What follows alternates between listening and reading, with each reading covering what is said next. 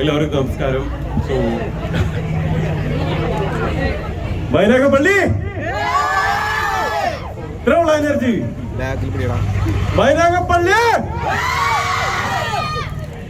Okay, അപ്പം 1.5 വർഷത്തിന് ശേഷം ഒരു ഇനോഗ്രേഷൻ വരുന്നത്. ഞാൻ ഒരിക്കലും ഇത്രയും ആൾക്കാർ വരുമെന്നൊന്നും എക്സ്പെക്ട് ചെയ്തില്ല. പക്ഷെ നിങ്ങൾ അടിപൊളിയാണ് കേട്ടോ. അപ്പം എല്ലാവരും സുഖമായിട്ടിരിക്കുന്നത്. സുഖമാണോ?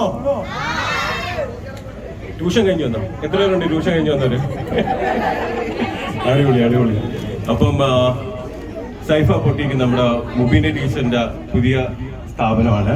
അപ്പം ടീച്ചർ എന്നെ ഒരു അമ്മയെ പോലെയാണ്. അപ്പൊ ടീച്ചർ വിളിച്ചാൽ വരാതിരിക്കാൻ പറ്റത്തില്ല. അങ്ങനെ ഇവിടെ വന്നു. സൈഫ പൊട്ടിക്സിന് എല്ലാവിധ ആശംസകളും നേരുന്നു. പിന്നെ എല്ലാവരും വന്ന് എന്താ പറയാ എക്സ്പീരിയൻസ് ചെയ്ത് നോക്കുക. പിന്നെ ഇവിടെ വന്നു ചേർന്നിട്ടുള്ള എല്ലാവർക്കും ഒരുപാട് നന്ദി. പിന്നെ ഓക്കെ, പിന്നെ നമ്മുടെ